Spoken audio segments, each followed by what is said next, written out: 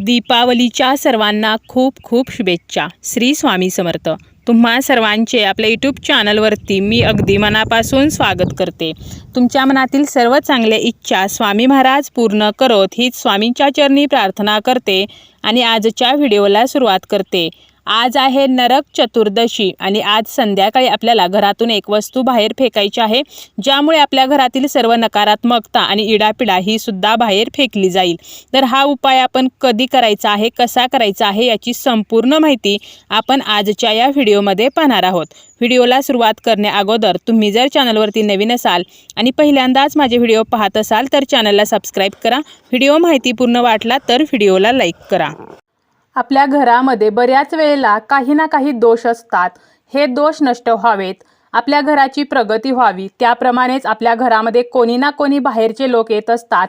काही लोक जे आहेत तर ते चांगल्या भावनेने येतात, परंतु काही लोक आहेत ज्यांच्या मनामध्ये आपल्याबद्दल वाईट भावना असते। अशा लोकांना आपले चांगले जे आहे तर ते बघवत नाही। तर अशा आपल्याबद्दल वाईट चिंतणाऱ्या लोकांमुळे सुद्धा काही नकारात्मक ऊर्जा जी आहे तर ती आपल्या घरामध्ये निर्माण होत असते आणि याचे दोष आपल्या घराला लागत असतात। त्याप्रमाणे आपण स्वतः सुद्धा बऱ्याच वेळेला निगेटिव्ह विचार करत असतो। घरामध्ये जर दोन व्यक्तींमध्ये मतभेद झाले, भांडण झाले, तर रागामध्ये आपण वाईट बोलतो आणि मग याचे सुद्धा दोष निर्माण होतात आणि घरामध्ये नकारात्मकता वाढीस लागते आणि या नकारात्मकतेमुळे आपल्या घरामध्ये संकटे, अडचणी सुरू होत असतात। घराची प्रगती होत नाही, प्रगतीमध्ये बाधा येते। तर या अडचणी मग आर्थिक असू शकतात, जसं की घरामध्ये पैसा येत नाही किंवा आलेला पैसा टिकत नाही। घरातील जी कर्ती व्यक्ती आहे तर त्या कर्त्या व्यक्तीला सतत अडचणींचा सामना करावा लागतो। तर यासाठी आपल्याला हा जो उपाय आहे तर तो करायचा आहे। आता हा उपाय आपल्याला कधी करायचा आहे तर संध्याकाळी 3 सांजेच्या वेळेला करा किंवा तुम्ही संध्याकाळपासून रात्री 12 पर्यंत जरी हा उपाय केला तरी सुद्धा चालेल। तर बघा, तुम्हाला संध्याकाळी 6 किंवा 6:30 वाजल्यानंतर तुम्हाला 7:30 वाजेपर्यंत हा उपाय करायचा आहे। शक्यतो याच वेळेत करा, परंतु या वेळेत शक्य नसेल तर अगदी तुम्ही रात्री झोपण्या अगोदर जरी हा उपाय केला तरी सुद्धा चालेल। आता या उपायासाठी आपल्याला काय लागणार आहे तर आपल्याला काळे तीळ घ्यायचे आहेत किंवा तुम्ही काळे उडीद घेऊ शकता। बघा, पांढरे तीळ घेऊ नका किंवा उडदाची डाळ घेऊ नका। अख्खे जे उडीद असणार आहेत तर ते तुम्ही घेऊ शकता, म्हणजे काळे उडीद किंवा काळे उडीद नसतील तर काळे तीळ जे आहेत तर ते घ्यायचे आहेत। 1 चमचाभर आपल्याला काळे तीळ घ्यायचे आहेत।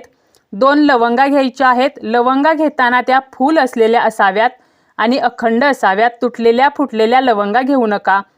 तसेच 2 वेलची घ्यायच्या आहेत। 2 काळे मिरी जे आहेत तर ते सुद्धा घ्यायचे आहेत आणि आपल्याला 1 हळकुंड घ्यायचा आहे। तर एवढं साहित्य आपल्याला घ्यायचं आहे। हे सर्व साहित्य आपल्याला काय करायचं आहे, एका प्लेटमध्ये घ्यायचं आहे आणि तुम्हाला सर्वप्रथम देवघरासमोर बसायचं आहे। श्रीहरी विष्णूंचं आपल्याला स्मरण करायचं आहे। तसेच तुम्हाला माता लक्ष्मीचं सुद्धा स्मरण करायचं आहे। तुमच्या ज्या काही इष्टदेवता आहेत, म्हणजे ज्या देवावरती तुमचा विश्वास आहे, जी तुमची कुलदेवी आहे तिचं स्मरण करायचं आहे आणि यानंतर या ज्या वस्तू आहेत सर्व वस्तू ओंजळीमध्ये घ्यायच्या आहेत आणि तुमच्या घरातील सर्व कोपऱ्यांना, सर्व भिंतींना या वस्तूंचा स्पर्श करायचा आहे, म्हणजे आपल्या ओंजळीचा स्पर्श करायचा आहे। आणि यानंतर तुम्हाला तुमचा जो मुख्य दरवाजा आहे त्याच्या बाहेर यायचा आहे आणि आतील बाजूला तोंड करून उभं राहायचं आहे आणि यानंतर मुख्य दरवाजावरून 7 वेळेला आपल्याला या वस्तू ओवाळून घ्यायच्या आहेत आणि यानंतर घरापासून थोडंसं दूर जायचं आहे। त्या ठिकाणी तुम्हाला या वस्तू फेकून द्यायच्या आहेत। तुमच्या घराच्या आसपास चौक असेल तर चौकामध्ये नेऊन या वस्तू टाका, परंतु एक काळजी घ्यायची आहे की या वस्तू कोणाच्याही अंगावरती पडणार नाहीत, कोणाच्याही अंगणात पडणार नाहीत किंवा कोणाचाही या वस्तूंवर पाय पडणार नाही। एखाद्या झाडाखाली जरी तुम्ही बुडक्यामध्ये या वस्तू टाकल्या तरी सुद्धा चालतील, कारण आपण जेव्हा या वस्तू घरावरून ओवाळून घेणार आहोत त्यावेळेला आपल्या घरातील सर्व नकारात्मकता यामध्ये कॅप्चर केली जाणार आहे आणि या वस्तू जर कोणाच्या अंगावरती पडल्या किंवा कोणाचा जर पाय यावरती पडला तर त्या नकारात्मकतेचा त्या व्यक्तीला त्रास होऊ शकतो आणि कोणताही उपाय करताना आपल्याला समोरच्या व्यक्तीला त्रास होणार नाही किंवा आपल्यामुळे विनाकारण कोणालाही कोणतीही अडचण निर्माण होणार नाही, या दृष्टीने आपल्याला हे उपाय करायचे आहेत। आणि जेव्हा आपण हा उपाय करणार आहोत तर त्या अगोदरच तुम्हाला काय करायचं आहे तर 1 बादलीभर पाणी तुम्हाला तुमच्या घराबाहेर ठेवायचं आहे आणि जेव्हा तुम्ही या वस्तू फेकून परत याल तर त्यावेळेला मागे वळून पाहायचं नाही, कोणाशीही बोलायचं नाही। तुम्ही हा उपाय करत आहात कोणालाही सांगायचं नाही आणि घरात जाताना आपल्याला काय करायचं आहे तर हे जे आपण बादलीभर पाणी ठेवलेलं आहे तर आपल्याला हातपाय स्वच्छ धुवूनच घरामध्ये जायचं आहे. म्हणजे आपल्याला जी काही नकारात्मकता आहे तर ती घराच्या बाहेरच सोडायची आहे आणि आपल्याला फ्रेश होऊन घरामध्ये जायचं आहे. आणि यानंतर तुम्हाला पुन्हा एकदा माता लक्ष्मीचं स्मरण करा, विष्णूंचं स्मरण करा, तुमच्या कुलदेवी इष्टदेवतेचं स्मरण करा आणि आपल्या घरामध्ये ज्या काही अडचणी आहेत, ज्या काही समस्या आहेत तर त्यांना सांगा आणि या समस्या नष्ट व्हाव्यात म्हणून आपल्याला प्रार्थना करायची आहे.